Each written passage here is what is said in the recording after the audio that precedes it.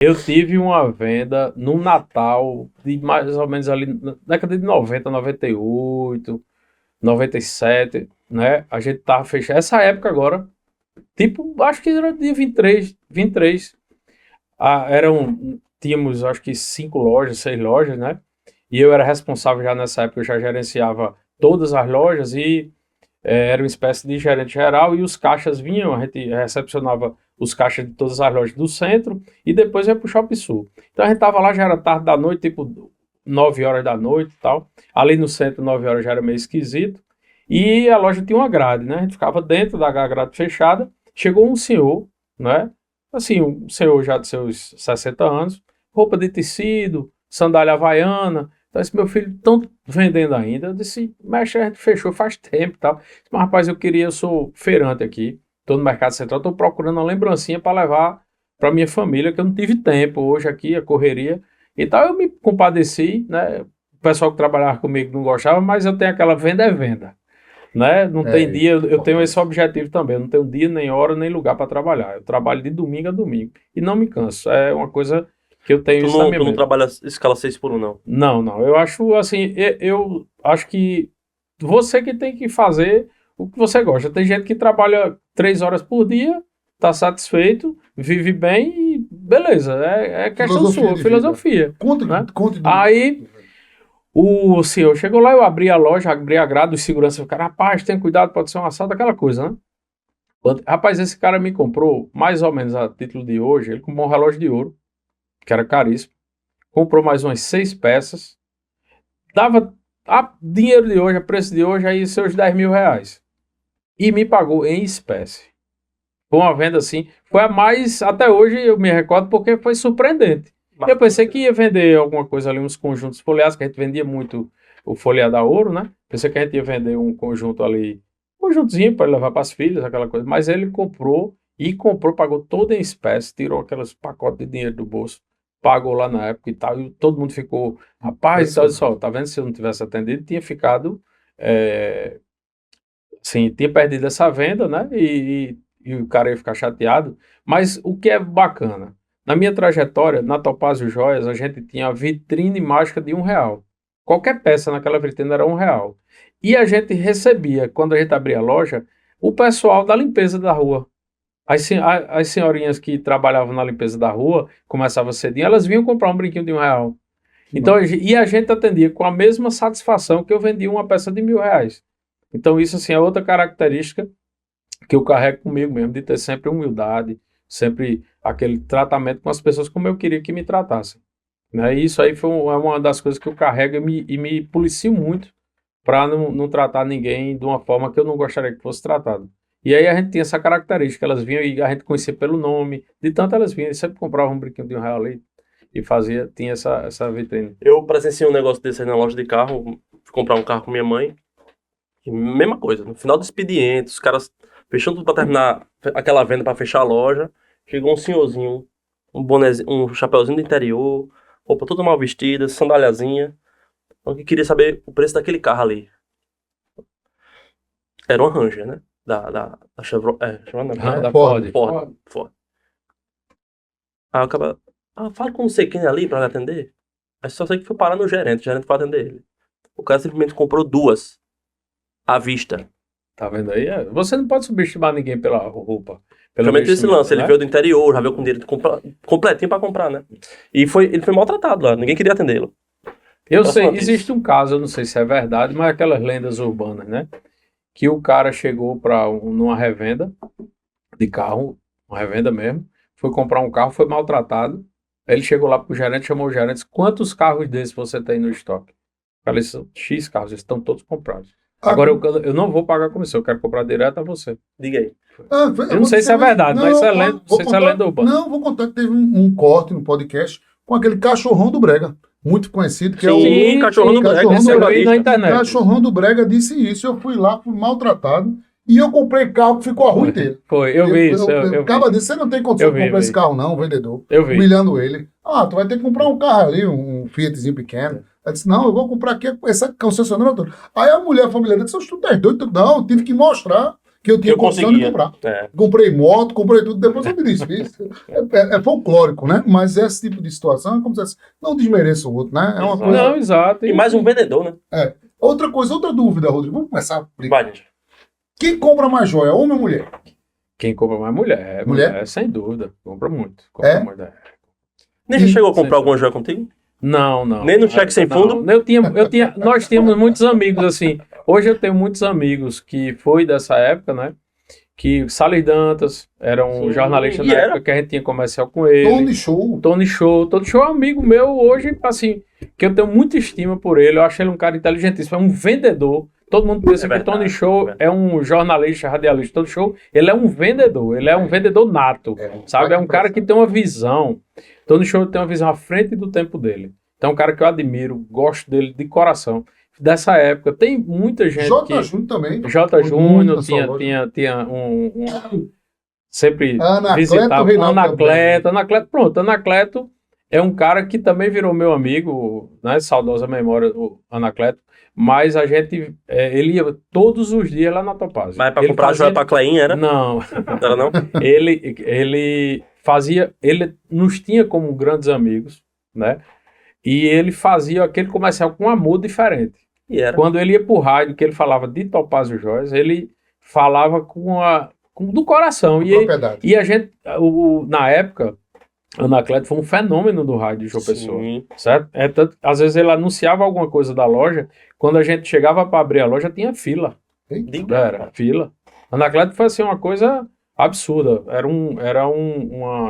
Foi um fenômeno mesmo. E a gente tinha muitos, então eu construí muitas amizades com o pessoal de mídia dessa época. A gente tinha muita gente que a gente fazia comercial e foi se tornando amigo, e ficou um deles, o Ninja também. Ninja era lá, na época, trabalhava num programa de meio-dia, fazia com Tom Salles Dantas.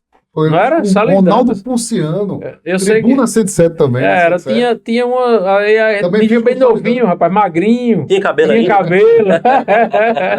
Bons tempos, era Bons todo tempos, Salles bons tempos. E outra coisa, olha, o Paparazzi acabou de me dizer aqui que tinha uma pessoa no estúdio aqui que gostava de passar troca para Anacleto. Tinha. Pagava a troca. Rapaz, Anacleto. Eu passava muito. Ah, rapaz. Você Ô, Anacleto, tu tava passando na lagoa ontem, rapaz. Tudo escuro ali na lagoa. Mas quando tava passando, tinha um Fiat 147 com Cleia dentro. rapaz, ele só faltava morrer do E coração. teve dia. E você sabe que ele levava aquilo a sério, né? Muito. Porque muita gente pensava que aquilo era um personagem. Não era. Não. Ele levava a sério mesmo. Ele pegava a de verdade. Teve um dia que eu Viu? liguei tanto a cobrar, que ele deu o número da minha mãe, não quero o número da minha mãe que tava ligando. Sobrou para sua mãe. Eu liguei o telefone ligeiro demais. Não é Não, tinha brincadeira. umas pegadinhas também. Eu me lembro que era eu e Dudu, da produtora. Jorge Filho fazia o programa de 5 horas ali na Rádio Arapuã, na 107, antes de Samuca. Aí Jorge Filho toda vez atendia o público, né? Aí eu chegava com o Dudu, tu vai ligar amanhã pra lá dizer que é o Diabo Louro. Tu é o Diabo Louro que quer pegar ele. Meu amigo, Jorge Filho, quando atendia, alô, tu é o Diabo Louro, tu cuidar da sua vida, cabra safada. Eu sei o quê, vou lhe pegar. Era uma resenha. Venha pra cá, Diabo Louro, venha. Aí agora te revelou que era o Diabo Louro. Era eu e o Dudu. Sempre a gente gostava de Tá fazer essa vendo resenha. o que jornalista sofre? Era bom. Bons tempos que não voltam É mais. verdade, é verdade. O rádio, eu adoro rádio. Eu gosto muito, desde novo, desde adolescente, que eu escuto muito rádio, gosto.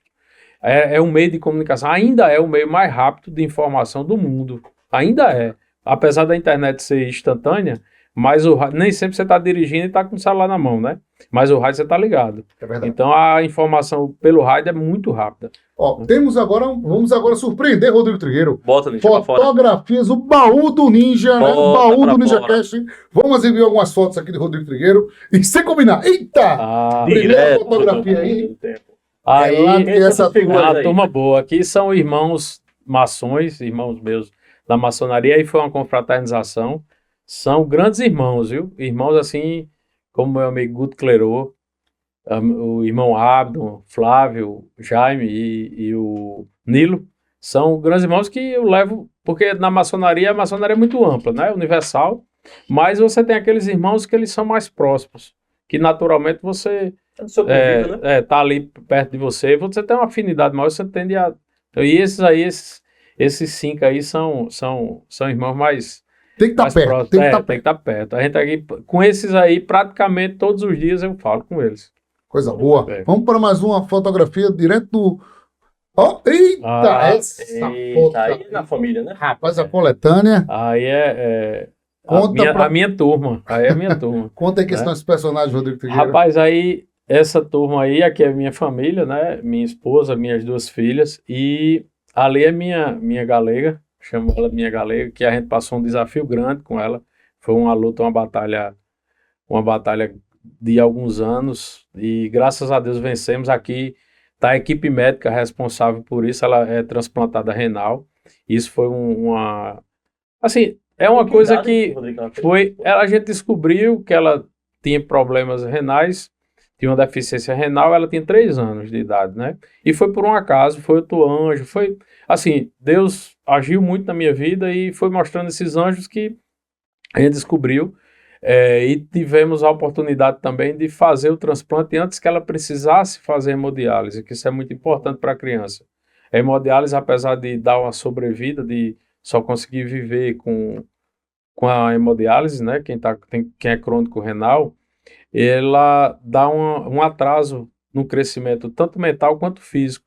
E aí a gente conseguiu se adiantar por uma sucessão de coisas que Deus foi colocando na minha vida que me proporcionaram conseguir fazer, antes dela fazer essa primeira hemodiálise. E aí o crescimento foi perfeito, tanto mental quanto físico. E assim, a gente teve isso aqui, ó, são os médicos que estiveram conosco lá, que São nos Paulo, ajudaram. né? São Paulo, foi no Hospital Samaritano, que também foi outra dádiva que Deus... Isso, assim, se eu for contar a minha história do início ao fim, dá um podcast.